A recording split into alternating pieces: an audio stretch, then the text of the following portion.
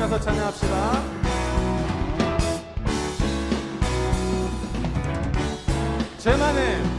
죄 많은 이 세상은 내 집안이네. 내 모든 고아는 저 하늘에 있네. 저 천국 문을 열고 나를 부르네. 나는 이 세상에 정들 수 없도다.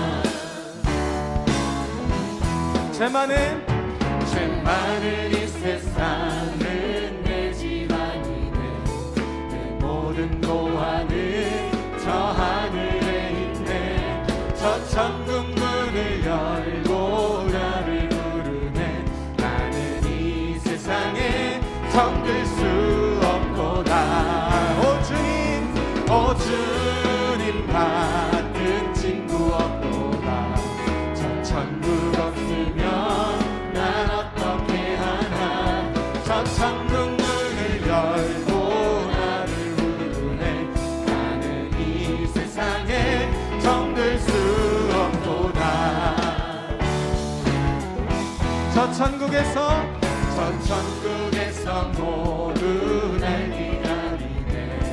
내 주 예수 피로 죄 씻음 받았네. 나 비록 약하나 주 나를 지키리. 나는 이 세상에 정들 수 없도다. 오 주님 같은 친구 없도다. 저 천국 없으면 난 어떻게 하나. 저 천국 문을 열고 나를 부르네. 나는 이 세상에 정들 수 없도다. 오 주님 같은 친구 없도다. 저 천국 없으면 난 어떻게 하나. 저 천국 문을 열고 나를 부르네. 나는 이 세상에 정들 수 없도다. 우리 목소리 높여 저 영광의 땅에 나 길이 살겠네. 손잡고 승리해 외치는 성도들. 이 기쁜 찬송 하늘 울려 퍼지네. 나는 이 세상에 정들 수 없도다. 오 주님 같은 친구 없도다. 저 천국 없으면 난 어떻게 하나. 저 천국 문을 열고 나를 부르네. 나는 이 세상에 정들 수 없도다. 오 주님 같은 친구 없도다.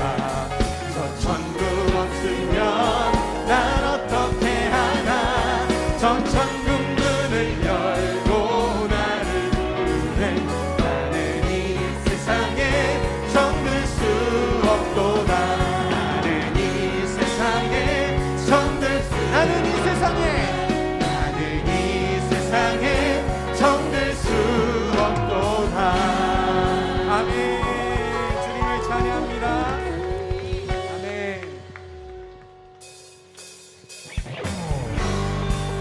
우리 한 번 더 박수 치며 찬양합시다. 찬양 중에 주를 들어주는 주를 보내. 소망 중에 마음 다해 주만 나가라네. 주님을 모르네. 나의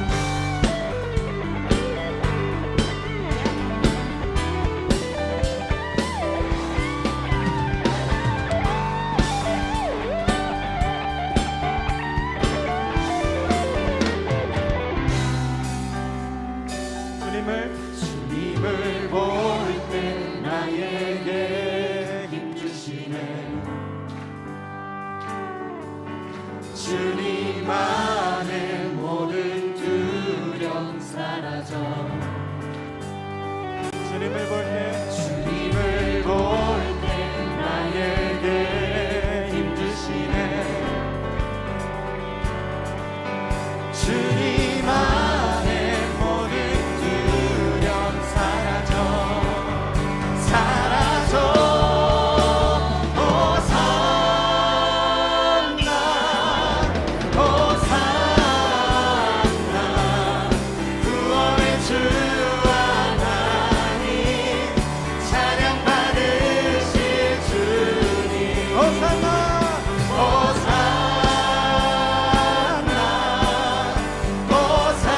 호산나 내 안에 임하셔서 주님의 뜻 이루소서. 아멘. 호산나 주님을 찬양합니다. 영광 중에 임하신 주님을 찬양합니다. 아멘. 우리 앉아서 찬양하겠습니다.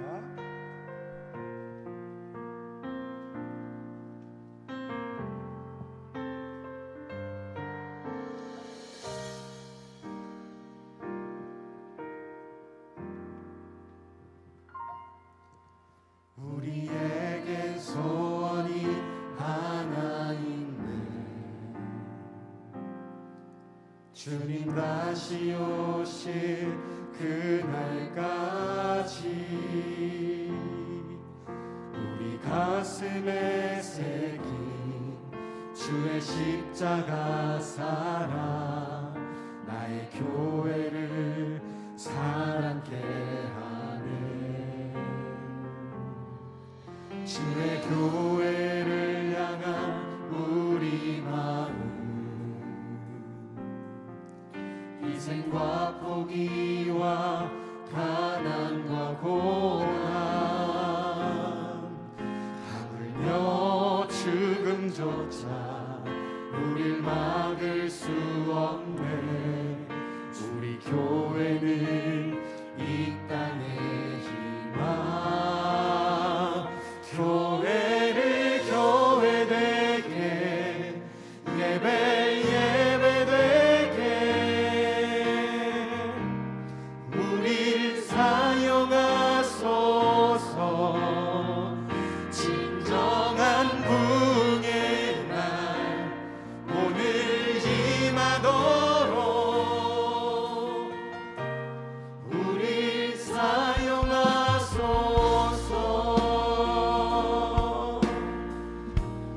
우리에겐 소원이 하나 우리에겐 소원이 하나 있네. 주님 다시 오실 그날까지 우리 가슴에 새긴 주의 십자가 사랑 나의 교회를 사랑케 하네. 주의 교회를 향한 우리 마음 희생과 포기와 가난과 고난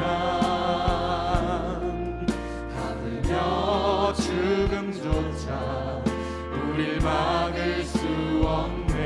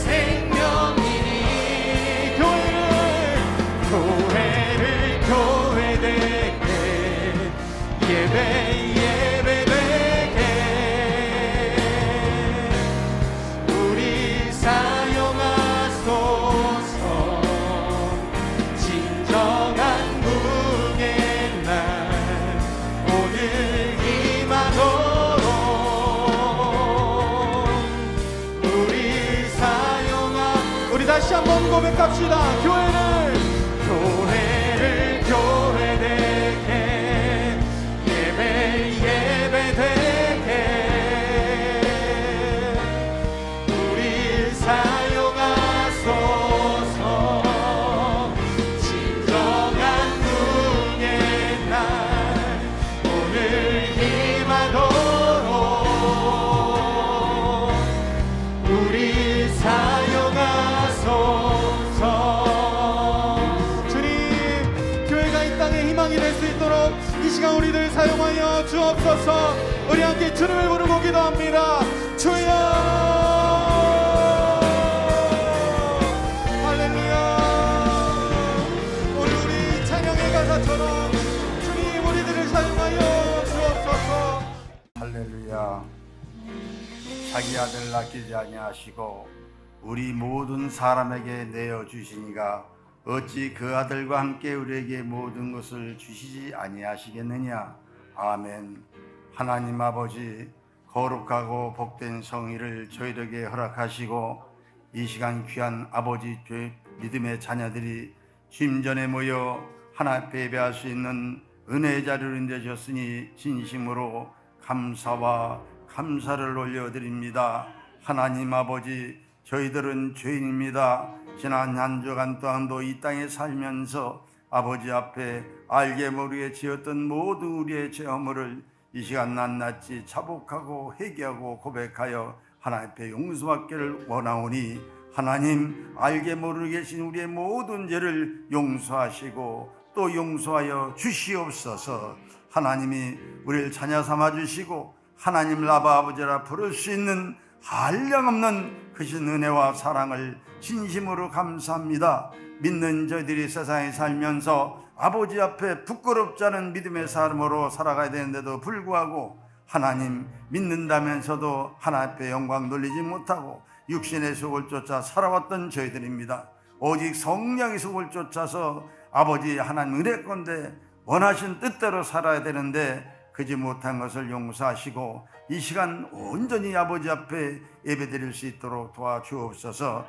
하나님 아버지, 우리 교회가 아버지 진짜 긴 아버지 여름을 보내고 이제 가을 사계에 접어들었습니다. 지난 어제는 아버지 우리 교회가 아버지 성도들 회복 캠프 속에서 많은 은혜를 쏟아부어 주시고 그 은혜 받은 은혜로 오늘 귀한 전에 나왔사오니 하나님 아버지 절대된 복음의 능력으로 이 세상을 살아갈 때에 아버지 복음을 전한 일에 말씀을 전한 일에 예수 그리스도의 사랑을 전한 일에 아버지 우리가 정말 부족함 없이 전하고도 남을 수 있도록 복의 복을 더하여 주시고 이제 우리 교회가 후반기 사역 속에서 행복은 힘을 열고 또 많은 사람들을 아버지 정말 구제하고 선교할 때에 하나님의 신령한 복과 은혜 베풀어 주셔서 마땅히 감당할 바를 능히 감당하고 남을 수 있는 은혜를 베풀어 주시옵소서. 이래 우리 모든 성도들이 목사님과 일치 단결하고 합심해서 같은 말 같은 마음 같은 뜻 같은 비전을 품고 그의 나라와 그 의를 위해서 힘차게 아버지 달려갈 때 성령 충만한 은혜로 베풀어 주시고 이를 감당할 때 악한 마귀 어둠의 권세가 방해하지 못하도록 도우시고 역사하여 주시옵소서. 특별히 우리 교회 오후에는 선교 아버지 정말 대회로다 우리 교회에서 예배를 드립니다. 여러 교회에서 모여서 함께 합력하고 연합해서 예배 드릴 때에 악한 마귀 사탄 특별히 틈타지 않게 하시고 영적 제압을 일으켜주셔서 우리가 강력한 영적으로 승리하는 예배가 되게 하시고 아버지 복음의 전진기지로 나아가는 우리 모두가 되어지도록 인도하여 주시옵소서. 또 우리 교회가 하나님 아버지 은혜 가운데 필리핀에 선교사를 보냈습니다. 유홍조 선교사 또 정하윤 선교사 아버지 그 지역이 굉장히 더운 나라이기 때문에 힘들고 어렵습니다. 더위로부터 보호해주시고 아버지 영력과 영성을 주시고 하나님께서 은혜 주셔서 귀한 상을 잘 감당하고 잘했다 칭찬받는 우리 선교사들이 되게 도와주시옵소서. 또 보낸 선교사서 선교비를 보내는 우리 사랑하는 성도들 그들의 기도하고 선교를 보내는 우리 모두가 같은 마음으로 아버지 하나님 귀한 일을 감당할 수 있도록 도와주시고 현장에서나 이곳에나 모두가 아버지 정말로 열정적인 믿음과 선교의 큰 뜻을 품고 일할 수 있도록 도와주시옵소서. 하나님 아버지 이제 이 나라 이 민족을 주께서 불쌍히 여겨주시고 인도해 주실 줄로 믿습니다. 대통령과 정치하는 지도자들과 의정자들이 참으로 하나님을 두려워한 마음을 갖게 하시고 경제가 회복되어지고 아버지 안보가 튼튼히 세워져서 세계적인 1등 국가로 대한민국을 만들어주시고 복음의 국가로서 복음의 전진기지를 세우셔서 세계 5대 육제주에 많은 복음에 전해지는 일에 감당하시는 대한민국이 되게 하여 주시옵소서. 믿음으로 사는 자는 하늘이로 받고 무슨 일을 만나든지 만사 형통하리라 하셨사오니 하나님 우리 교회와 한국교회가 믿음으로 더욱더 경계해 수 있도록 은혜 베풀어 주실 줄로 믿습니다. 코로나로 말미암아 교회들이 어려움을 겪고 많은 성도들이 세상에 빠졌습니다. 그들을 불쌍히 여주시고 그들을 다시 진품에 불러주셔서 한국교회 날로 번서 창대할 수 있도록 복음의 국가로 세워주시고 능력의 국가 하나님 함께하는 나라로 세워주시고 한국교회가 세계적인 교회가 되어줄 수 있도록 복음의 참된 능력교회들에 대해 도와주시옵소서. 하나님 아버지 감사합니다. 또 북녘 땅에도 주께서 주장해 주시고 믿음의 사람들에게 능력과 권능을 주시고 무엇보다도 악한 마귀들을 저 권세 이길 수 있도록 은혜 베풀어 주시고 그래서 북한에 있는 모든 우리 성도들도 힘있게 천국을 향해 삶을 열어가는데 좀 더 부족하지 아니하도록 인도하여 주시옵소서. 하늘에 계신 아버지 하나님 참으로 감사합니다. 우리 교회 유아부, 유치부, 유초등부, 중고등부, 청년부, 장년일까지 모든 성도들이 자녀들이 아버지 정말로 믿음으로 잘 세워지게 하시고 아버지 다음 세대가 건강하게 세워져서 분할교로 나라는 건강한 교회로 아버지 양육 훈련과 제자 선생의 비전을 이뤄갈 때에 조금 더 부족하지 않도록 우리의 모든 성도들이 제자가 되게 하시고 어깨에 열등의 제자를 세울 수 있는 능력의 제자들로 세워주시고 인도하여 주옵소서. 강력한 영성으로 인도해 주시고 성령 충만케 하여 주실 줄로 믿습니다. 하나님 아버지 참으로 은혜를 감사합니다. 우리 교회 아버지 사판 성도들이 있습니다. 직장상 성도들이 있습니다. 하나님 모두가 축복하여 주셔서 우리 교회 하나님 아버지 해야 할 일들이 있습니다. 갚을 빚도 있습니다. 하나님 속히 모든 감당해서 다음 세대에게 부담 없이 교회를 아버지 나와 예배할 수 있도록 우리 기성세대가 기성인들이 이를 잘 감당해서 마무리하고 성도들에게 가볍게 부담 없이 신앙생활 할 수 있도록 우리 교회 또 모든 것을 다 감당할 수 있도록 은혜 베풀어 주시옵소서. 주님 이렇게 말씀드린 것은 하나님 무슨 뜻인지 아시지요? 그렇게 해서 깨끗하게 우리 교회가 정말 다음 세대들이 힘있게 아버지 달려갈 수 있도록 도와주시옵소서. 우리 사랑하는 담임 목사님 단에 서셨습니다. 말씀을 선포하실 때 강물 같은 은혜가 넘치는 말씀 아버지의 젖된 법의 능력의 말씀으로 아버지 듣는 모든 회중들의 심령이 뜨거워지는 말씀이 불날거지게 하시고 아버지 폭포된 은혜가 넘치는 말씀이 되게 역사해 주옵소서. 무엇보다 우리 목사님 영육간에 강건하게 짜주시고 성령 충만케 하시고 아버지 강하고 담대한 믿음 주시고 아버지 영역과 영성과 아버지 칠변화 도와주셔서 원하시는 모든 거 이루고자 하실 때에 모두 이루어지고 돌아올 수 있도록 은혜를 베풀어 주옵소서. 이 시간 찬양한 아름다운 성가대 찬양도 주께서 흠량해 주시고 이 시간도 예배를 듣는 많은 선교들에도 은혜 주셔서 아름다운 예배 복된 예배 아버지 정말로 임재 안에 들어간 모든 예배가 될 수 있도록 복을 내려 주시옵소서. 감사합니다. 모든 것을 하나님께 영광 올려드리며 사랑 많으신 예수님의 이름으로 기도드리옵나이다. 아멘.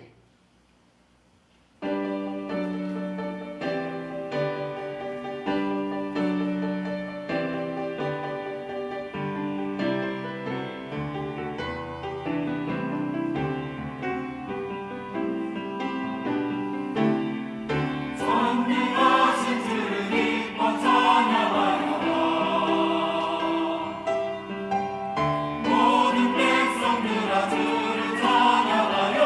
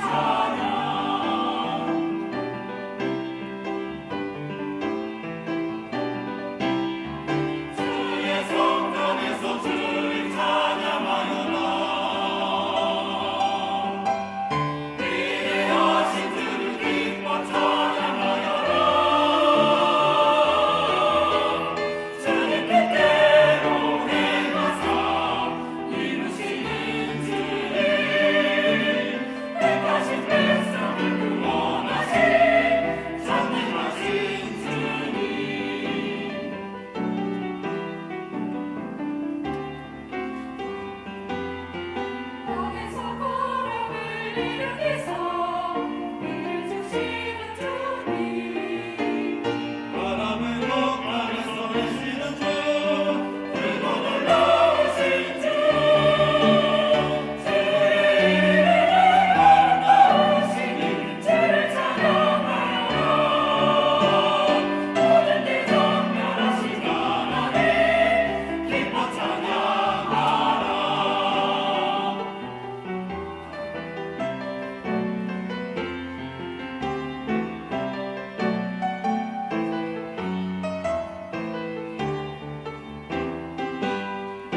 땅에서 구름을 일으키사 비를 주시는 주님 바람을 목하며 쏘내시는 주 들고 놀라우신 주 주의 이름은 아름다우시니 주를 찬양하여라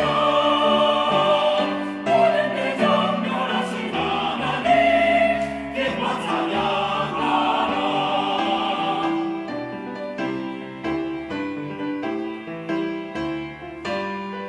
들고 놀라우신 주 하나님 기뻐 찬양하라 전능하신 주님 주를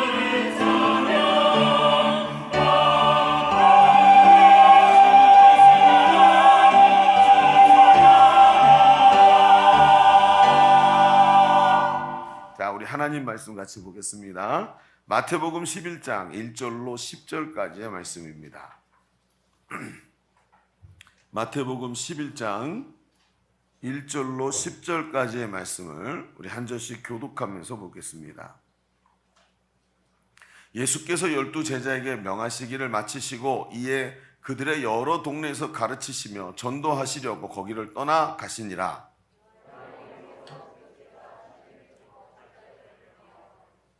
예수께 여짜오되 오실 그이가 당신이 오니까 우리가 다른 일을 기다리오리이까.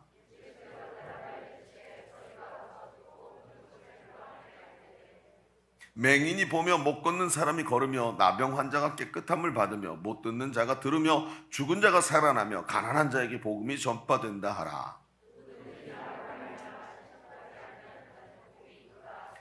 그들이 떠나며 예수께서 무리에게 요한에 대하여 말씀하시되 너희가 무엇을 보려고 광야에 나갔더냐? 바람에 흔들리는 갈대냐?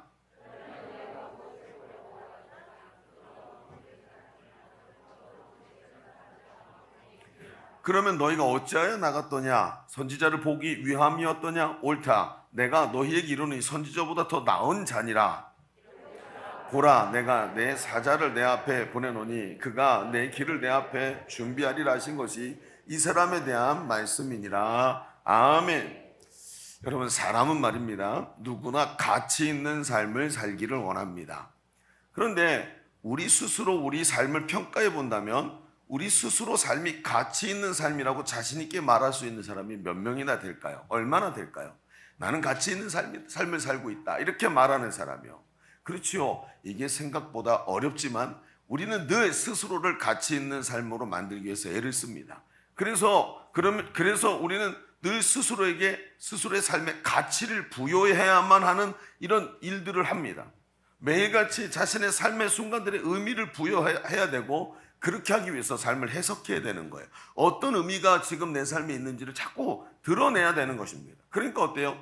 편의점 가서 여러분 물을 한 병을 사도 그 물병에 리사이클 마크가 있는 걸 사는 이유가 뭡니까? 내가 그거 하나 사면 지구 환경이 변하기 때문에 사는 거예요? 그렇지 않습니다. 거의 대부분 무슨 마음으로 삽니까? 이렇게라도 해야지 내가 의미 있는 지구 행동을 하고 있는 거예요. 자기 스스로에게 해석의 근거를 주어야 되기 때문에, 이걸 하지 않으면 내가 의미 없는 존재가 돼버리기 때문에 그런 겁니다. 그래서 무언가 의미 있는 무언가 삶의 순간들에 항상 의미를 부여해야 되기 때문에 해석을 해야 돼요. 그런데 그 해석을 통해서 어떤 의미가 자기에게 있는지 스스로 말해 주어야 되기 때문에요. 그런데 문제는 말이죠, 우리가 해석하는 삶이 늘 의미가 있고 가치 있는 삶으로 느껴지면 좋겠는데 그렇지 않을 때가 더 많다는 겁니다. 오히려 스스로의 삶에 나타나는 현상이 해석이 되지 않고 삶이 흔들리고, 삶이 나 스스로도 내가 보기에 무가치한 것 같다, 이런 생각이 들 때가 너무나도 많은 거지요. 여러분, 좋은 것들로 많은 사람들이 인정하는 것들로 가득 채워지고 그러면 좋겠는데 그게 아닐 때가 더 많다는 것입니다. 오늘 우리가 읽은 성경에 보면 이 세례 요한이라는 사람에 대한 이야기가 나오지요.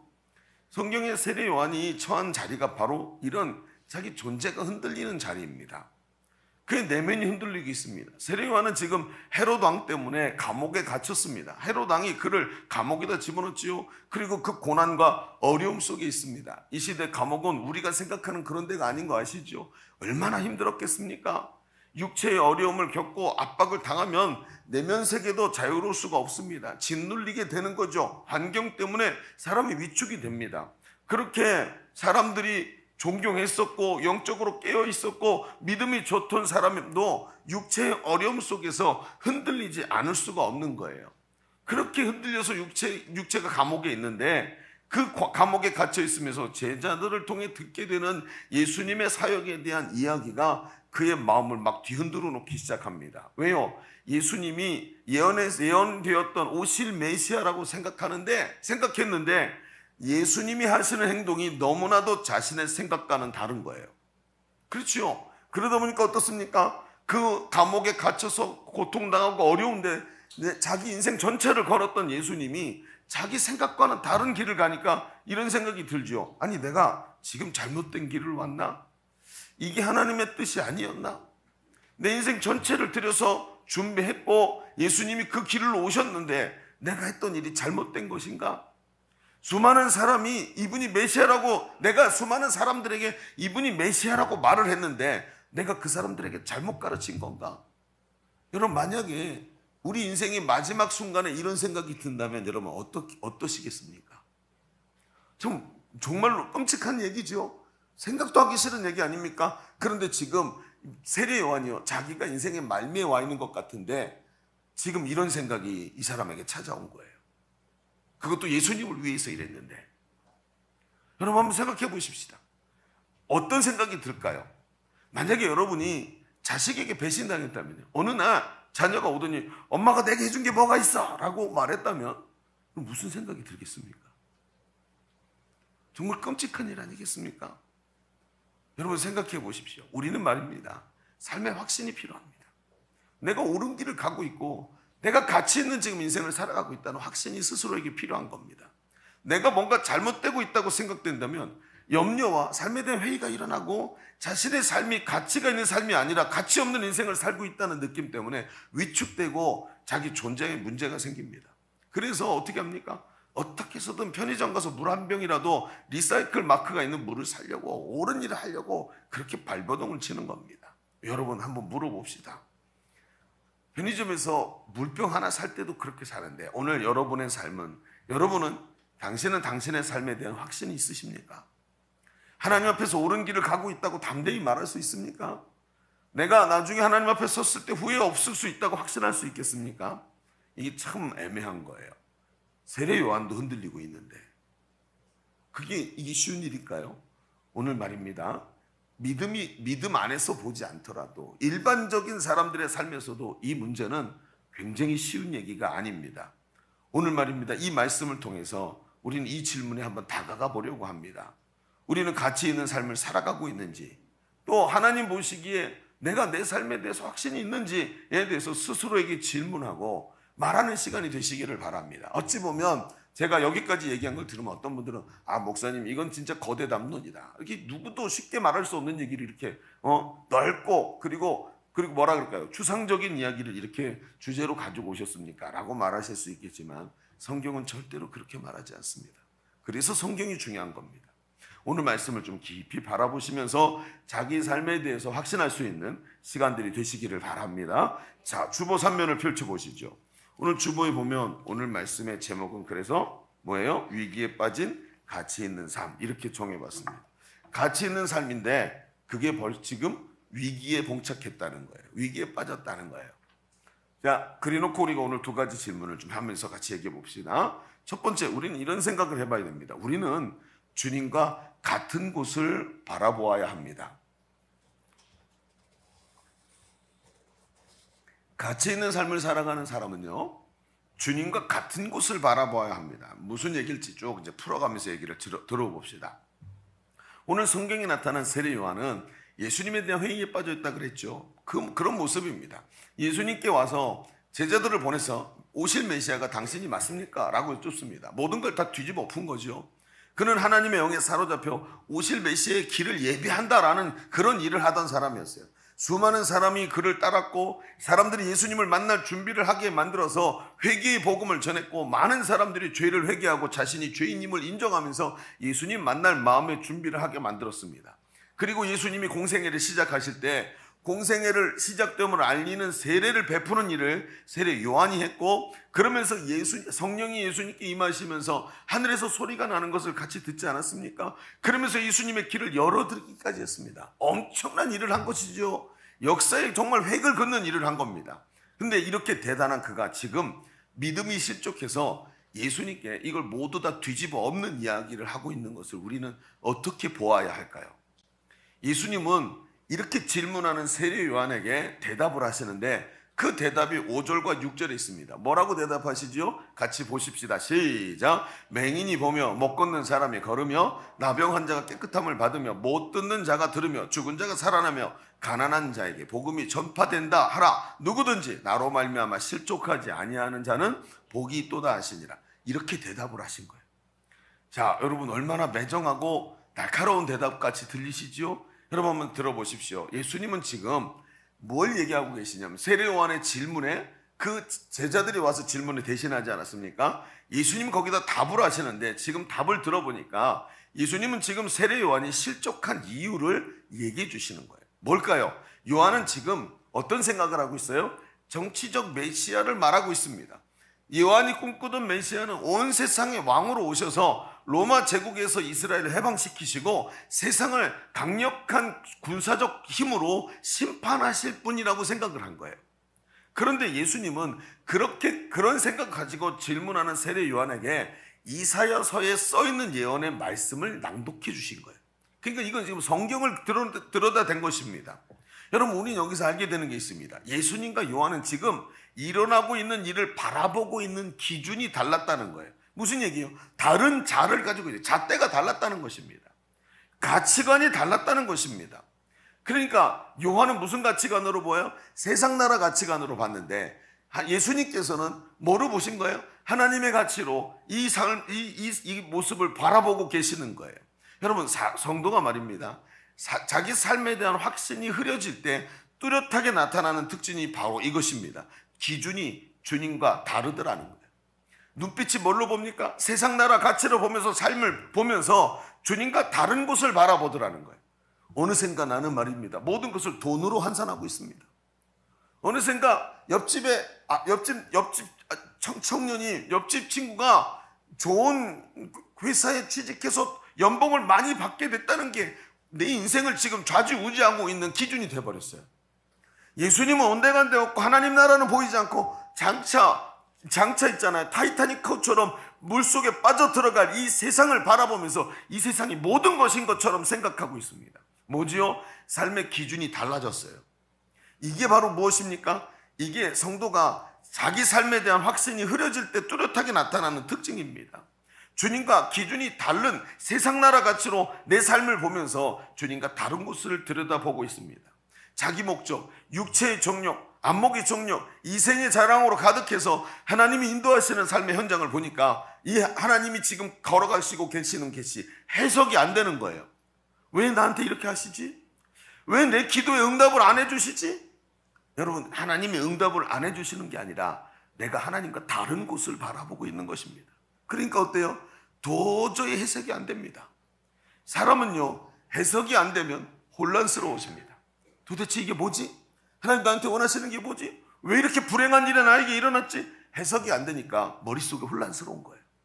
매일같이 머리 아프고 스트레스 받을 수밖에 없어요. 하나님은 나에게 관심이 없으신가 보다. 아니요, 정반대입니다. 내가 하나님께 관심이 없는 거예요. 여러분, 우리가 가져야 하는 것을 봅시다. 가져야 하는 가치관이 무엇입니까? 하나님 나라 가치관이라는 잣대입니다. 이 자를 가져야 주님과 같은 곳을 바라보게 되는 거예요.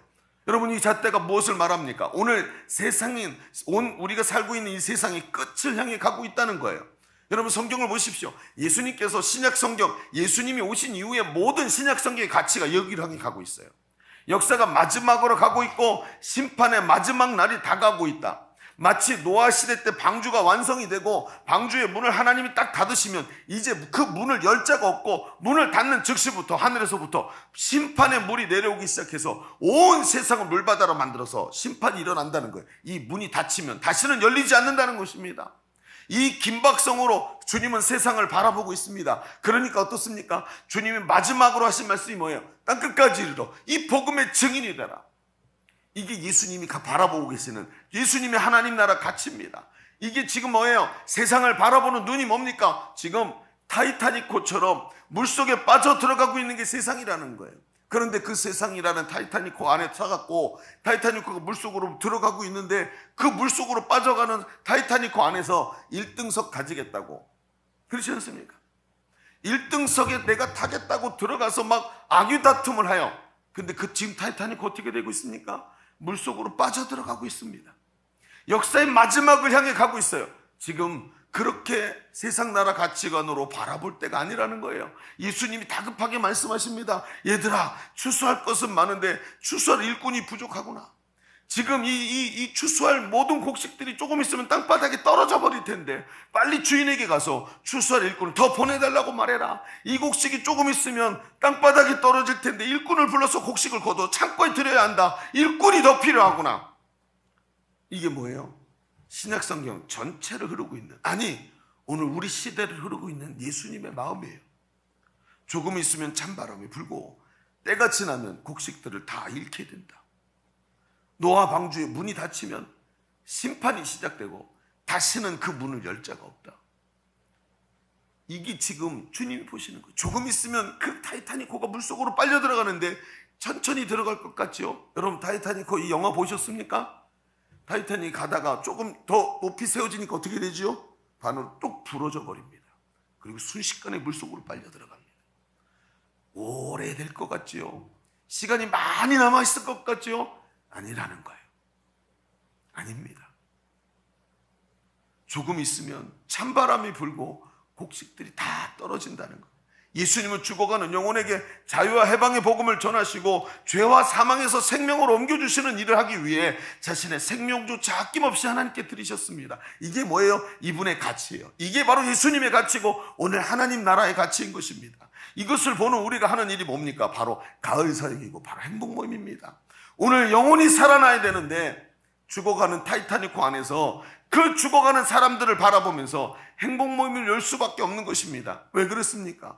왜 참여하고 왜 앞장서야 됩니까? 바로 주님과 같은 곳을 바라보기 때문인 것입니다. 문이 닫힐 시간이 다가오는데 악한 마귀가 사람들을 도둑질하고 죽이고 멸망시키려고 하는데 가서 저들에게 복음을 전하고 구원하여 하나님 나라 곳간에 채워넣는 추수할 일꾼들로 오늘 우리가 부름받았다는 게 보이기 시작하는 거예요. 이게 뭡니까? 세상 나라 가치를 뛰어넘는 하나님 나라 가치로 세상을 보는 겁니다. 성도가 말입니다. 예수를 믿는 성도가 자신을 가장 가치 있게 여길 때가 있어요. 그게 뭡니까? 하나님이 나를 사용하고 계시다는 확신이에요. 이것을 뭐라고 하냐면 쓰임받는 기쁨이라고 하는 것입니다. 쓰임받는 기쁨.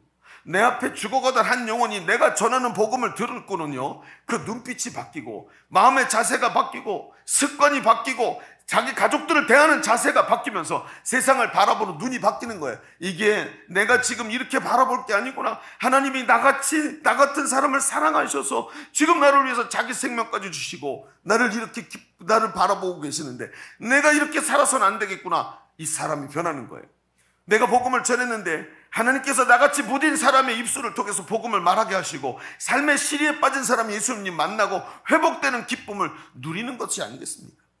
이걸 보니까 살 것 같은 거예요. 아, 하나님이 나와 함께 하시는구나.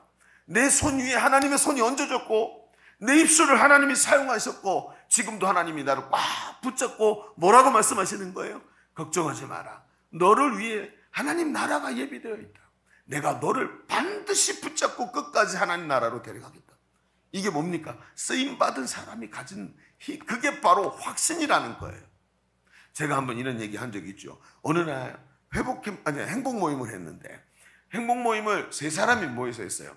하고 나서는 빨리 끝내고 아유 다음 스케줄이 있으니까 가야지 하고 생각을 했는데, 행복 모임을 하고 나서 마지막에 치유 기도를 하는데 치유 기도 받으실 분 그랬더니 아무도 없는 거예요. 저랑 2사람밖에 없는데 2사람이 다 건강하대요. 아, 그래요? 근데 이제 순서상 회복 치유 기도를 해야 되니까 없냐 그랬더니 그 중에 한 분이 딸내미를 데리고 와요. 딸내미를 보니까 딸내미 손가락이 이렇게 굽어 있는데 아무도 모르는 거예요. 날 때부터 얘는 굽어서 여기 안 펴졌대요. 꽉 주무르면 살짝 펴지는 것 같은데 조금 있으면 또 굽는 거예요. 그러니까 요거 기도해 달라는 거예요. 저도 걔를 아는데 처음 봤죠, 그런 거는. 그래요 기도합시다. 아무 생각도 없었어요. 뭐 나을까 안 나을까 이런 생각도 없이 손을 꼭 기도를 합니다. 예수의 명하노니 손가락은 펴져라.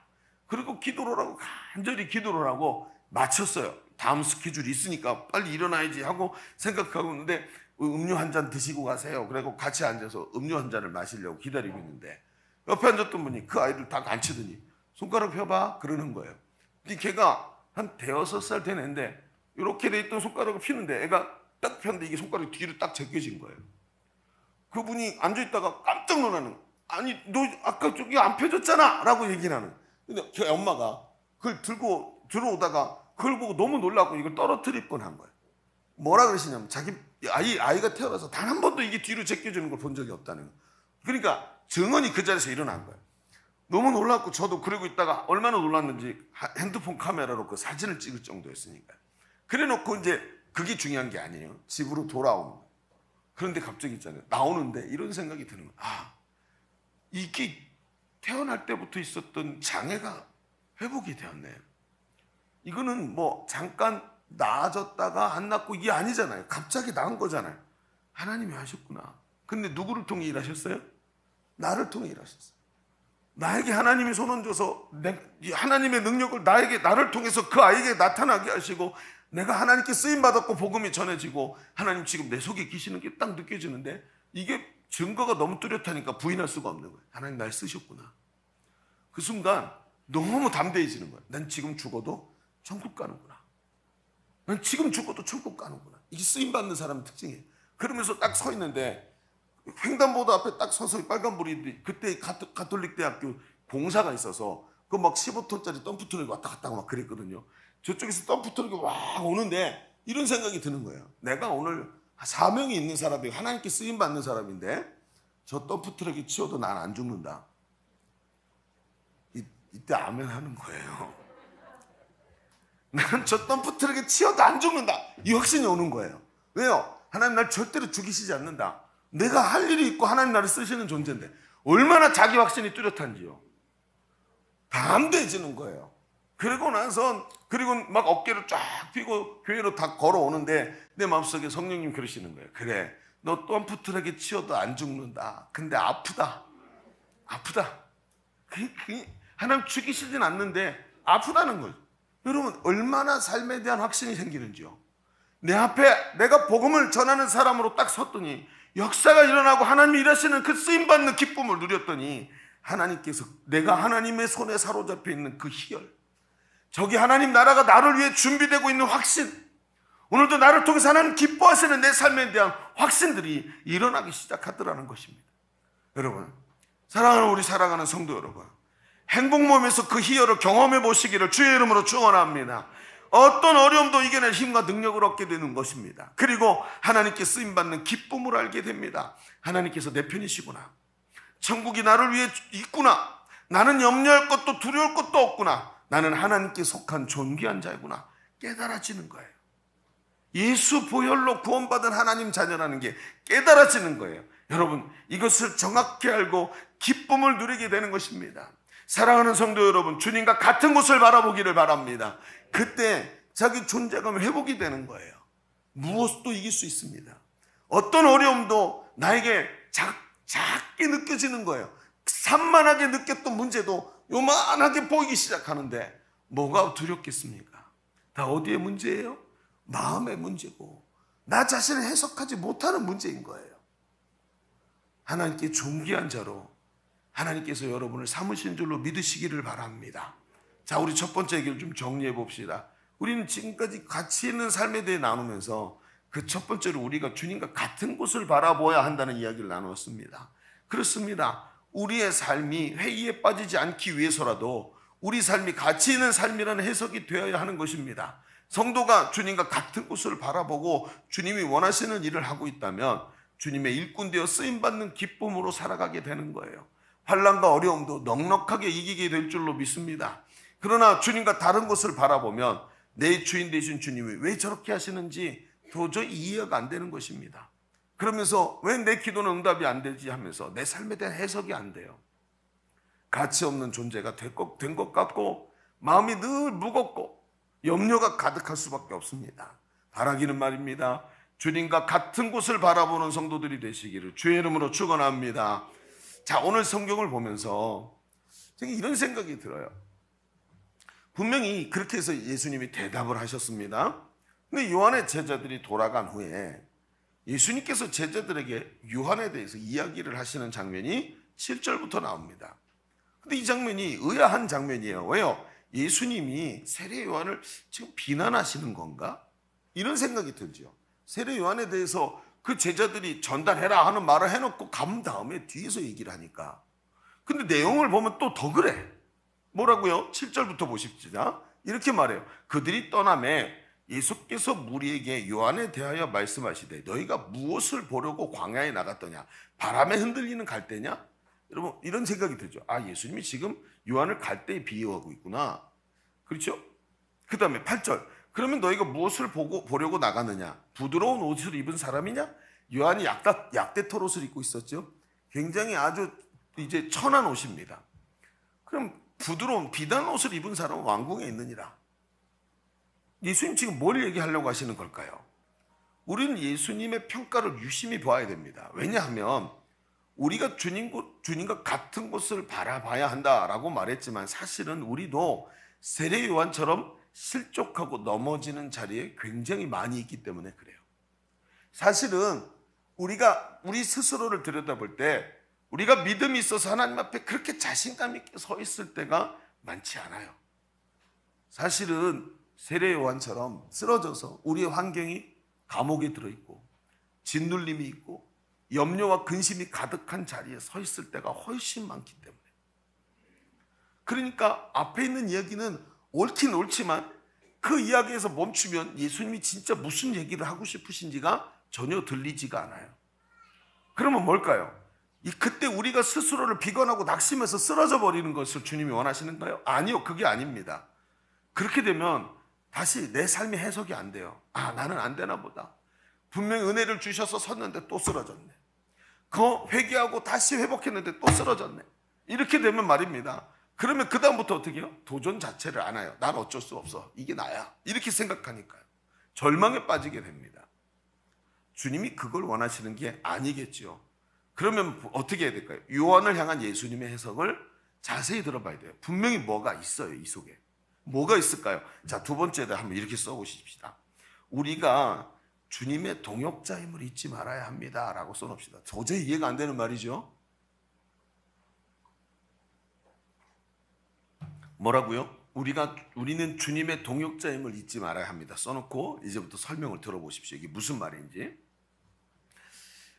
여러분, 우리는 예수님의 말씀의 의도를 보아야 합니다. 그 의도가 무슨 뜻이냐? 9절 10절에 보면 그게 나와요. 보십시다. 같이 읽어볼게요. 2절을 시작. 그러면 너희가 어찌하여 나갔더냐? 선지자를 보기 위함이었더냐? 옳다. 내가 너에게 이르노니 선지자보다 더 나은 자니라. 기록된 바 보라, 내가 내 사자를 내 앞에 보내노니 그가 내 길을 내 앞에 준비하리라 하신 것이 이 사람에 대한 말씀이니라. 자, 이게 예수님의 평가예요. 그러면 앞에 있는 얘기와 좀 다르잖아요. 자, 얘기를 들어보십시다. 이 평가를 지금 누가 듣고 있냐면 제자들이 듣고 있는 거예요. 예수님은 사람들이 왜 세례 요한에게 찾아갔느냐 하고 물으는 거예요.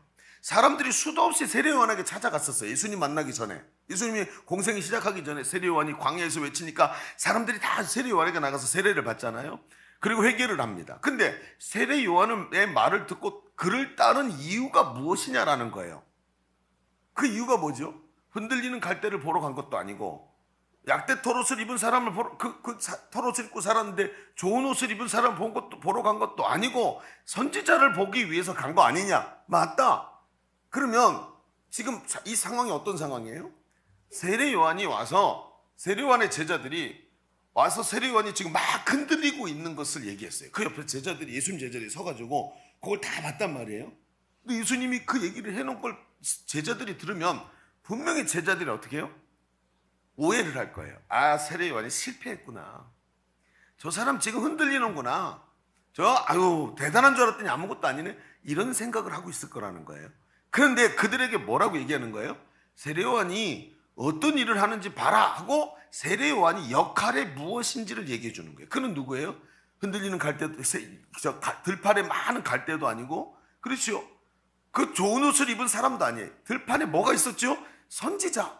그의 역할이 뭡니까? 선지자라는 거예요. 그가 이걸 기억하라는 거지요. 세례 요한이 흔들리지만 우리가 보아야 할 것은 흔들리는 요한이 아니라 요한이 어떤 역할을 맡았고 어떻게 그것을 감당했는지를 보라라고 예수님이 이야기를 하시는 거예요. 한번 생각해 보십시오. 여기 고급 자동차가 있습니다. 아주 값비싼 자동차입니다. 그런데 이 자동차가 달리지를 못해요. 이유가 뭔가 하고 봤더니 엔진도 쌩쌩하고 기름도 많이 있고 차가 새 차예요. 그런데 타이어가 펑크가 나서 팍 주저앉아 있어요. 여러분, 우리는 이 자동차가 달리지 못한다고 고물이라고 폐차하러 끌고 갑니까? 아닙니다. 어떻게 하죠? 아직 엔진도 새 거고 멀쩡하고 다 차가 좋습니다. 그러면 어떻게 합니까? 단지 타이어를 펑크한 난 것을 고쳐서 수리해서 타면 됩니다. 예수님이 하시는 말씀이 뭡니까? 요한이 감옥이라는 극단적 환경에서 믿음이 흔들리고 어려움 당하지만 요한의 사역이나 요한이 받은 사명이 잘못된 것이 아니다라고 얘기하시는 거예요. 요한은 이 땅에 왜 왔지요? 요한이 이 땅에 있는 목적이 무엇입니까? 그렇죠.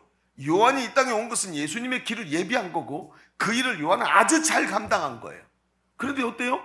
육신을 입고 있는 인간이니까 그 일을 감당하고 난 뒤에 그 다음엔요, 자기 환경 때문에 거기에 사로잡혔고 고통당하는 걸 주님이 알고 계시는 거예요. 예수님이 11절, 우리가 10절까지 읽었는데 그 뒤에 11절에 뭐라고 얘기하십니까? 내가 진실로 너에게 말하노니 여자가 나온 중에 세례 요한보다 큰 이가 일어남이 없도다. 세례 요한은 그 일을 너무너무 잘 감당했고 하나님이 그걸 인정하고 계신다는 거예요. 너희가 봐야 될 게 뭐냐? 그가 쓰러져 있는 게 아니라 그가 타이어이고 타이어가 빵꾸가 난 거야. 그러니까 그 타이어로 역할을 잘 감당한 것을 봐야 된다라는 것입니다. 주의 길을 예비하는 자로 최고의 일을 잘 감당했고 최고의 타이어라서 고치면 여전히 엔진이 뛰어나니까 힘껏 달려갈 수 있다는 거죠. 그런데 다만 그 타이어가 인정해야 될 것 한 가지가 있다는 거예요. 그 바퀴가 인정해야 될 것. 그게 뭐예요? 바퀴가 자신이 바퀴인 것을 인정하고 바퀴는 엔진이 아닌 것을 알아야 됩니다. 다만 이 모든 것을 힘있게 달려가게 하는 건 누구의 몫이에요? 운전자의 몫이에요. 운전자. 이 운전자가 자동차를 다 이리 끌고 가고 저리 끌고 가고 엔진에 힘을 꽉 줘갖고 쌩쌩하게 달리게 만들고 이쪽으로 방향을 틀고 저쪽으로 방향을 틀고 누가 합니까? 타이어가 하는 게 아니라, 그렇죠? 운전자가 하는 거예요. 여러분, 이 운전자가 누굽니까? 하나님이십니다. 하나님이 이 사람도 쓰고 저 사람도 쓰고 이 사람도 필요하고 저 사람도 필요해서 하나님의 뜻대로 자동차 핸들을 딱 꺾으면 바퀴는 내 판단이 아니라 모든 결과를 운전자에게 맡기고 나는 오늘 내 몫을 감당하는 거예요. 난 타이어니까, 엔진이 아니니까 오른쪽으로 꺾으면 오른쪽으로 가면 되고 왼쪽으로 꺾으면 왼쪽으로 가면 되는 거예요. 이게 뭡니까? 세례 요한이 했던 일입니다. 바퀴가 말입니다. 바퀴가 실족하는 이유가 뭡니까? 운전자와 동역하지 않고 내 생각을 고집할 때 바퀴가 문제가 생기는 거예요. 운전자가 원하는 길로 가야 되는 것입니다. 여러분 생각해 보십시다. 모세에 대해서 여러분 기억하시죠? 모세에 대해서 생각해 봅시다. 모세의 역할은 이스라엘 백성을 가나안 땅에 들어가게 하는 것이었습니다. 그렇죠? 갑자기 어디서 성철 스님이 오셔서 내 마음을 지금 잠식하신 분이 많은 것 같아요. 보십시오. 조금 어렵게 느껴질 수 있습니다만 이 모세 얘기를 한번 들어보십시오. 모세의 역할은 이스라엘 백성을 가나안 땅에 들어가게 하는 거죠. 근데 문제는 뭐예요? 자기는 가나안 땅에 못 들어가는 거예요. 얼마나 불평스러웠겠습니까? 하나님, 이게 뭡니까? 40년이나 제가 광야에서 이 사람들을 하나님 명령대로 데리고 왔는데 결국은 내 역할은 여기까지고 거기 못 들어간다고요? 하나님, 이거 불공평하지 않습니까? 그런데 하나님 어떻게 하세요?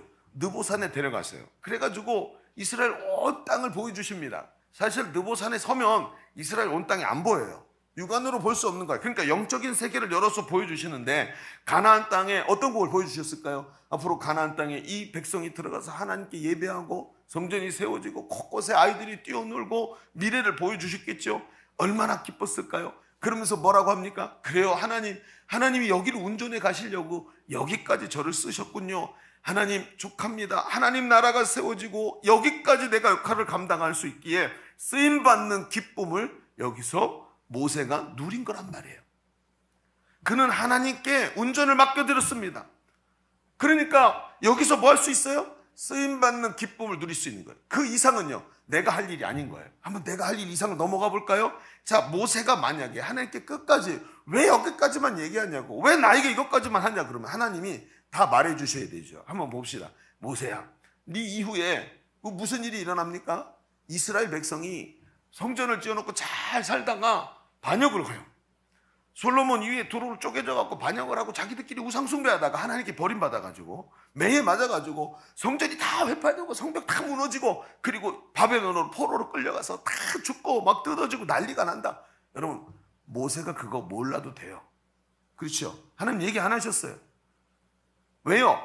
모세의 역할은 어디까지예요? 광야 느보산 앞까지가 모세의 역할이에요. 난 타이어니까.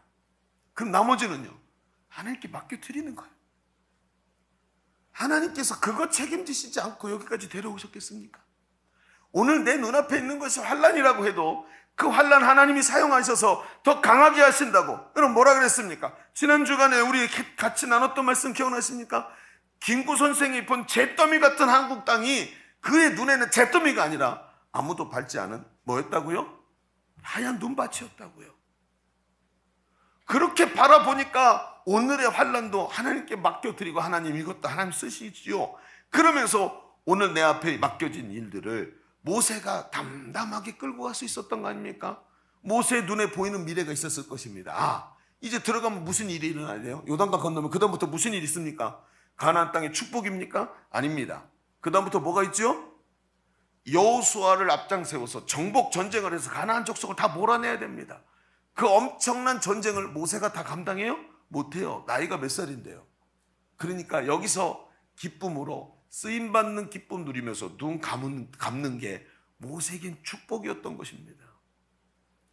여러분, 때로는 말입니다, 하나님이 이해가 안 되고 불공평하게 느껴지고 하나님 이게 뭡니까? 라고 말하고 싶은, 도저히 해석이 안 돼. 하나님 날 사랑한다며요. 왜 이렇게 하십니까? 해석이 안 되는. 때로는 하나님의 일에 너무 기뻤고 그 사역을 감당하고 전도하면서 얼마나 감사했습니까? 그런데 요즘에 사역을 해도 이게 뭔가 싶고 회의가 밀려오고 사람들은 변화되지 않고 내 앞에 있는 셀리더는 맨날 게으른 것 같고 해도 안 되는 것 같고, 야, 이 목사님도 참 이래가지고 언제 세계 비전을 이루나? 이런 생각이 들죠. 그럴 때가 있습니다. 근데 여러분, 이게 뭔지 아십니까? 개미가 말입니다, 코끼리 앞에서 조그만 개미 한 마리가 거대한 집채만한 코끼리 앞에서 자기 손에 들려있는 과자 부스러기를 들고 코끼리와 비교하는 거예요. 이게 큰가 저게 큰가. 개미도 코끼리 앞에 개미도 보이지도 않는데 그 개미가 지 손에 들려있는 과자 쪼가리 하나 들고 코끼리랑 대고 앉아있는 이 꼴인 거예요. 하나님은 어떤 분이십니까? 모든 우주 안에 있는 모든 것을 합력하여 선을 이루시는 분입니다. 역사의 주인이십니다.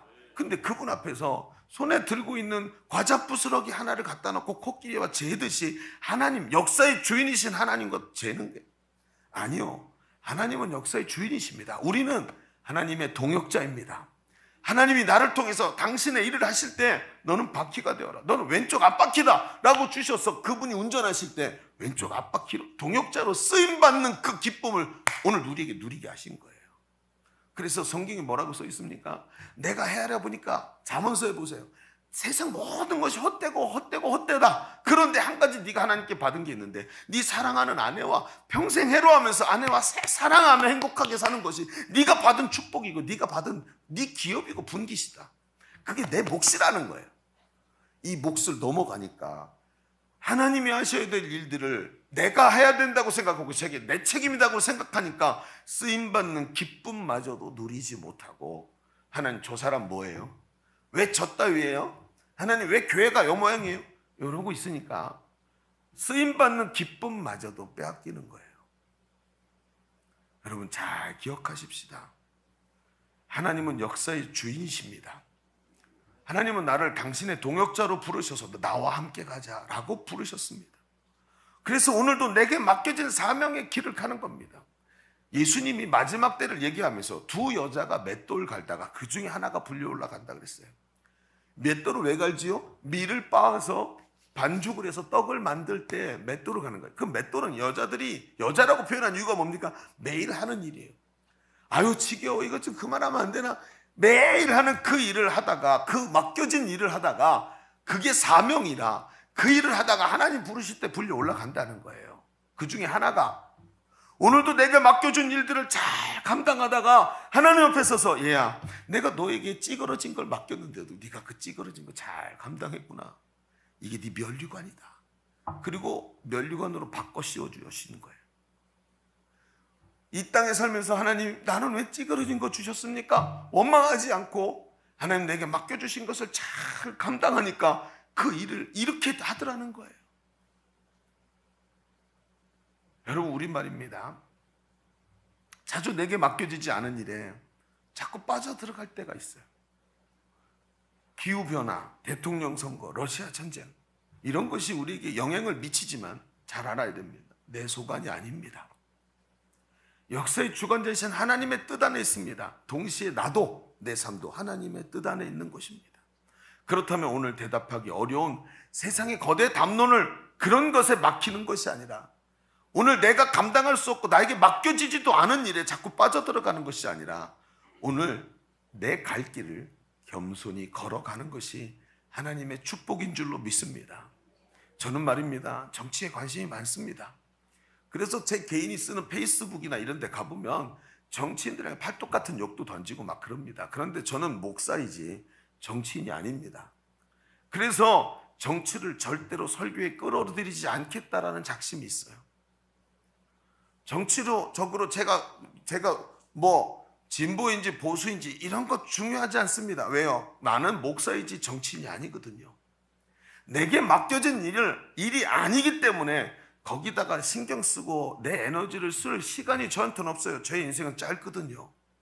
나는 예수님 제자 세우는 일에, 주님 복음 전하고 성도들을 하나님 앞에 옳은 대로 인도하는 일에, 세계 비전을 이루는 일에 부름받은 사람인 줄로 믿습니다.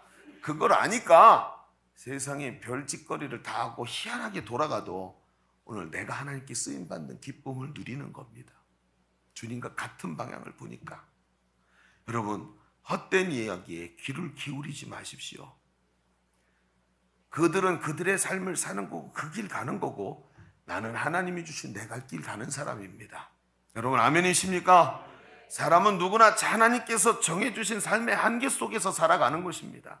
그것이 한계라는 것을 인정하고 그 이상을 넘어가지 말고 내게 주신 것을 오늘 내 속에서 하나님 주신 쓰임받는 기쁨을 누리면서 살아간다면 남의 삶을 살 수도 없고 한계를 넘을 수도 없으니까 오늘 그 속에서 하나님 주신 기쁨을 누리는 삶이 되는 것입니다. 세례 요한은 그냥 외치는 자의 소리이지 네가 메시아가 아니다. 너는 결정할 권한이 있는 게 아니라 네가 네 일 잘 감당한 것이다 라고 예수님 말씀하시는 겁니다. 너는 하나님의 동역자야. 네 일 잘했어. 하나님이 맡겨주신 일에 오늘도 성도들이여 집중하십시오. 아내로, 남편으로, 아버지로, 자식으로, 복음을 전하는 자로 오늘도 하나님 앞에서 충실하게 삶을 살아가기 위해서 내게 맡겨진 일들을 열심히 하는 겁니다. 연약해서 부족하고 실패할 때도 있습니다. 이 또한 하나님이 일하고 계시기 때문에 또 일어나서 믿음으로 달려가면 하나님이 승리하게 하시지 않습니까? 우리 교회가 이 17년, 18년이 되는 시간을 이 일을 하면서 오늘 이 일을 여전히 감당하고 있는 모습을 보십시오. 안 될 것 같았는데 되더라고요. 오늘도 안 되는 건 없습니다. 하나님이 역사하시는 줄로 믿습니다. 그러니 뭐예요?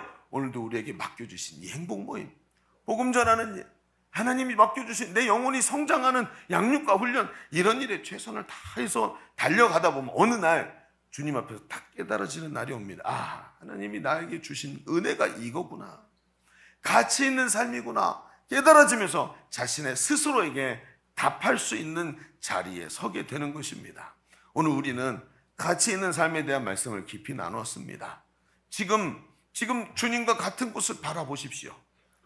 성도 여러분, 주님과 같은 곳을 바라보십시오.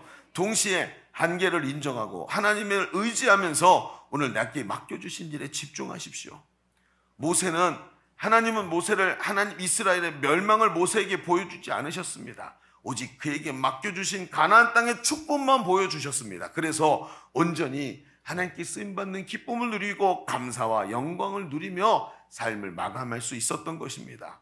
오늘 우리 인생은 주님의 동역자입니다. 모세처럼 염려하지 말고 집착하지 말고 오늘 맡겨준 일들을 잘 감당하면서 하나님의 동역자로 기쁨을 누리는 우리 성도들 되시길 주의 이름으로 축원합니다. 기도하겠습니다. 오늘 말씀의 은혜를 붙잡고 기도합시다. 하나님, 나 스스로 삶에 대해서 해석을 하지 못했고 왜 이런 고난이 오는지 몰라서 번민과 염려와 근심이 마구 내 삶을 사로잡았던 것을 봅니다. 하나님, 내가 갈 수 없는 것들, 할 수 없는 것들을 집착하지 말게 하시고 오늘도 주님과 같은 곳을 바라보면서 맡겨주신 삶 속에 기쁨을 누리고 쓰임받는 하나님의 사람으로 살아가게 하여 주옵소서. 우리가 아주 주님의 치고 기도합니다. 주여, 할렐루야. 아버지 하나님, 오늘 이 삶의 현장들을 주님이 아시지요. 오늘 아버지 하나님, 주님께서 나를 사용하고 계시고 나를 통해 일하시는 것을 압니다.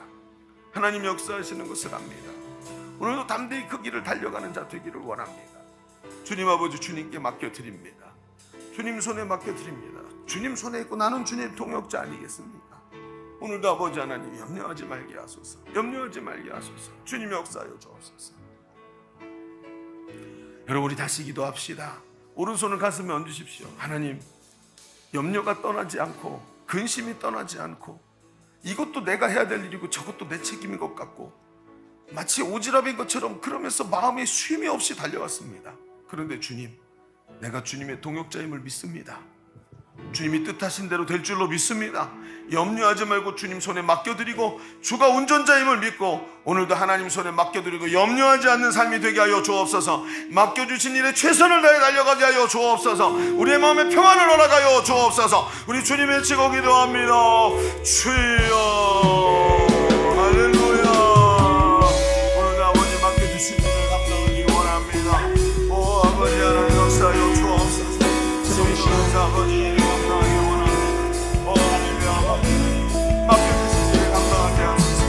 염려하지 마라. 네가 할 수 없는 일에 고민하지 마라. 내가 한다. 네가 손댈 수 없는 일, 내가 노력한다고 안 되는 일에 손대지 마라. 내가 한다.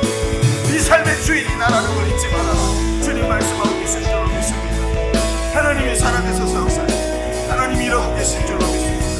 염려하지 마라. 안 되는 일에 집중하지 말고 하나님의 동역자로 서서 맡겨주신 일들을 잘 감당하는 우리의 삶이 되게 하여 마음의 근거리가 지고 답답하고 해석이 안 되고 고통스러운 삶이 아니라 주의 동역자로 오늘도 승리하며 살아가는 우리의 삶이 되게 하여 주옵소서. 우리의 마음을 붙잡으소서. 성령 하나님 역사하여 주옵소서. 인도하여 주옵소서. 평안하라, 평안하라, 평안하라. 하나님 역사하여 주옵소서. 아버지 하나님,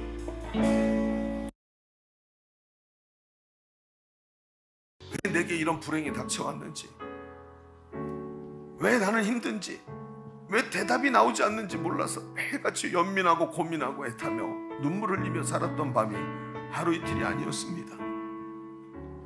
해석이 안 되니까, 내 삶을 하나님이 왜 이렇게 인도하시는지 모르겠으니까 감옥 속에 갇혀서 모든 것을 회의하고 있던 세례 요한처럼 갔던 것을 주님 기억하여 주시옵소서.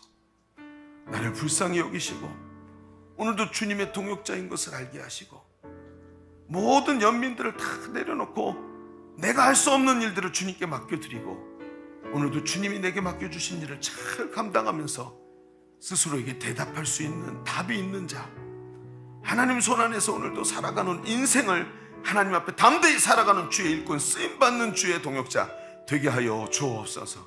하나님 감사합니다. 예수님의 이름으로 기도하옵나이다. 아멘. 우리 하나님께 감사의 박수 올려드리겠습니다.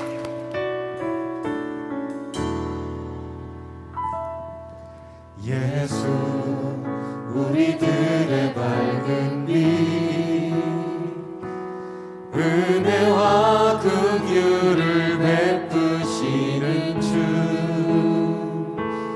의의 길을 따라가는 주의 자녀들에게 항상 밝은 빛을 비추시네.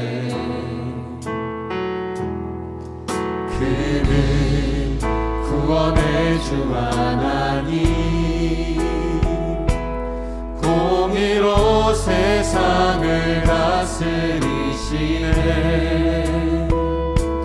주를 경외하는 자들에게 부어주시는 놀라운 주님의 영광.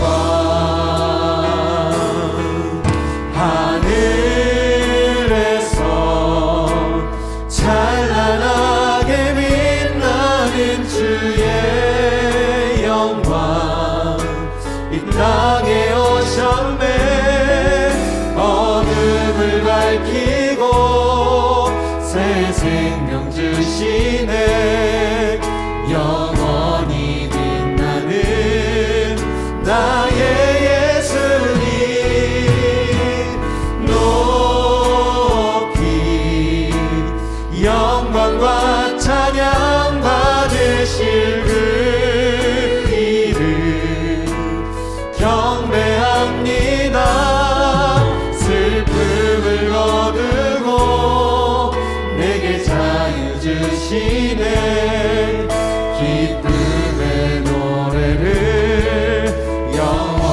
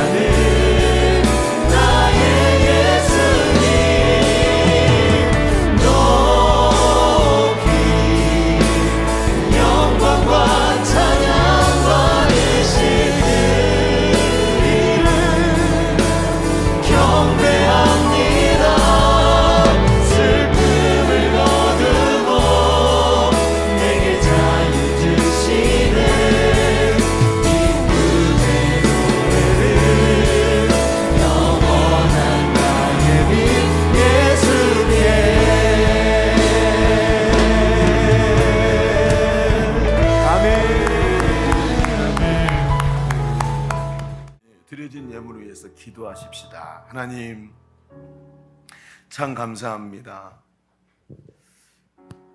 나 같은 인생도 사랑하셔서 죄 때문에 망할 수밖에 없는 자를 하나님의 소중한 죄의 일꾼 삼아주시고, 주가 너무 소중히 여기셔서 자기 생명까지 나를 위해 버리시는 그 은혜를 오늘도 누리고 살게 하시니 감사합니다. 하나님, 우리의 시선이 하나님께 있어서 절망하지 말게 하시고, 어떤 순간이든 하나님께 쓰임받는 그 기쁨을 누리며 살게 하여 주옵소서. 오늘 시작되는 우리 모든 행복 모임 위에 함께하여 주시옵시고, 수많은 생각과 담론에 잡혀서 마음을 주저앉은 자가 아니라 하나님께 사로잡혀, 복음에 사로잡혀 죽어가는 영혼 구원하는 믿음의 사람들, 승리한 사람들 다 되게 하여 주옵소서. 하나님께 올려드린 귀한 예물이 있습니다. 마음과 정성을 다 모았고 우리의 생명까지 담아 주님 앞에 올려드렸사오니 주님 받으시고 내 삶의 주인 되시고 내 생명의 주인 되시어서 다스리시고 역사하여 주옵소서. 오늘도 귀한 분을 우리에게 보내주셔서 함께 신앙생활하게 하셨사오니 우리 주은혜 집사님 붙잡으시고 그의 평생에 하나님 주신 기쁨이 넘치는 아름다운 삶이 되도록 축복하여 주옵소서. 한 주간도 붙잡으시고 삶의 현장에서 주님 동행하시며 오늘 오후에 있을 아버지 하나님 우리 선교축제에 함께 하셔서 뜨거운 사명의 시간 되도록 역사하여 주옵소서. 감사드립니다. 이제는 우리 구주 예수 그리스도의 은혜와 아버지 하나님의 지극하시고 만극하신 사랑하심과 성령님이 내주하시고 교통하시며 함께 하시는 은혜가 오늘 모여 예배하는 모든 주의 자녀들 머리 위에 우리의 삶의 현장과 가족 위에 주님이 핏값으로 세우신 주님의 몸된 교회 위에 열방의 선교사 위에 지금도 신음하는 이 나라의 민족 위에 이제로부터 영원토록 함께 계시기를 간절히 축원하옵나이다. 아멘.